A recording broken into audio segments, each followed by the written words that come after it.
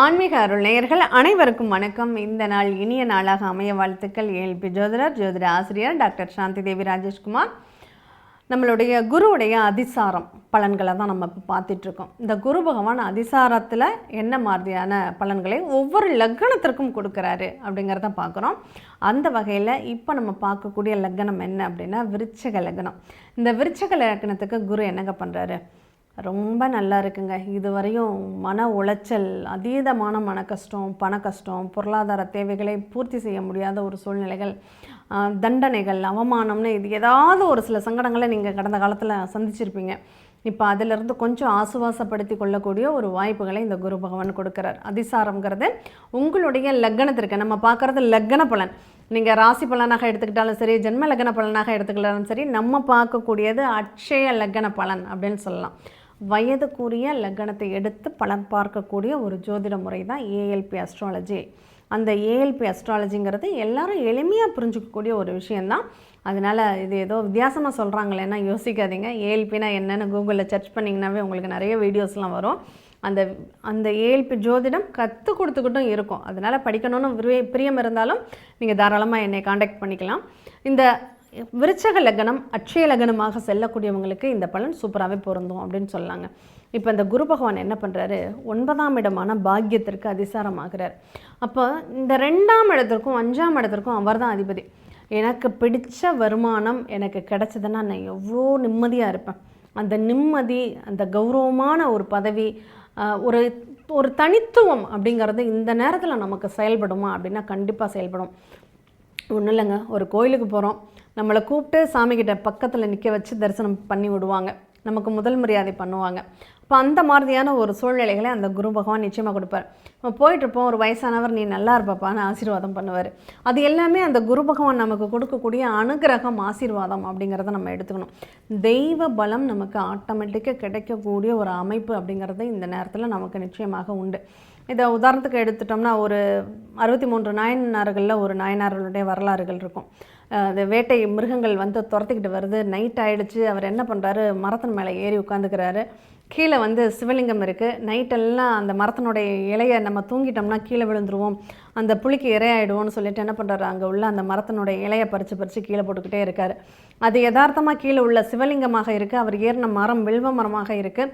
அந்த இலைகள் வந்து அந்த சுவாமி மேலே விழுகுது. அவர் கேட்காமலேயே அவருக்கு நல்ல வரங்களும் வாய்ப்புகளும் கிடைக்குது. அந்த மாதிரி தாங்க இந்த நேரம் நம்ம தேடாமலேயே நமக்கு இறைவனுடைய அனுகிரகம் கிடைப்பதற்கான ஒரு நேரம் அப்படின்னு சொல்லணும். ஏன்னா பாக்கியமாக உங்களுக்கு குரு பகவான் இருக்கார். இஷ்ட தெய்வ கோயிலுக்கு போங்க, அங்கே ஆத்மார்த்தமாக ஒரு 1.5 மணி நேரமாவது உட்காந்து மனசார பிரார்த்தனை பண்ணுங்கள். இனி வரக்கூடிய நேரம் அப்படிங்கிறது, காலங்கள் அப்படிங்கிறது உங்களுக்கு ரொம்ப திருப்திகரமாக மன மகிழ்ச்சி அடையக்கூடிய ஒரு கௌரவமான ஒரு சூழ்நிலைகளை தரக்கூடிய ஒரு நிலையாக அமையும் அப்படின்னு சொல்லலாம். ஏன்னா இயல்பாகவே வருமானத்திற்கு உரியவர் அங்கே குருவாக தான் இருக்கார். அதே மாதிரி மனசு, என்னுடைய சந்தோஷம், என்னுடைய மகிழ்ச்சி, என்னுடைய குழந்தைகள் அப்படிங்கிற ஒரு சூழ்நிலைக்கும் அந்த குரு தான் அதிபதியாக இருக்கார். அப்போ இந்த குரு பகவான் போய் பாக்கியத்தில் உட்காரும்போது என்னுடைய குழந்தைகளால் நிறைய மகிழ்ச்சி அடையக்கூடிய ஒரு சூழ்நிலைகள் ஏற்படும். என்னுடைய தேவைகள் எனக்கு பூர்த்தி ஆகும்.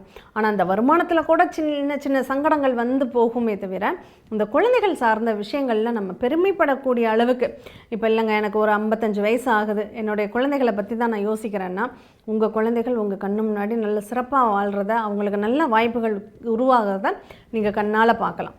அப்போ உங்களுக்கு ஏற்படக்கூடிய அந்த பலன்கள் உங்கள் குழந்தைகளுக்கும் கிடைக்கும் அப்படிங்கிற ஒரு சூழ்நிலையும் இப்போ இருக்குது. அதனால் இந்த நேரம் அந்த குருவுடைய தன்மை அப்படிங்கிறது உங்களுக்கு மிகச்சிறப்பான பலன்களை தரக்கூடியதாக இருக்குது.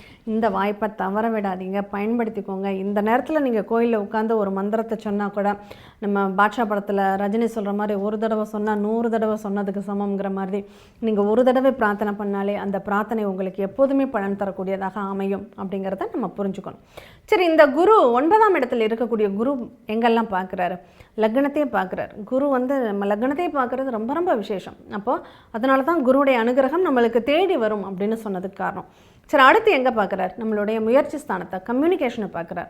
அப்போ சிறப்பாக நம்ம யார்கிட்ட ஃபோனில் பேசினாலும் அவங்க நமக்கு நல்ல ரெஸ்பான்ஸ் கொடுப்பாங்க, நல்லா ஹெல்ப் பண்ணுவாங்க, நல்ல சப்போர்ட் கிடைக்கக்கூடிய ஒரு வாய்ப்புகள் உண்டு.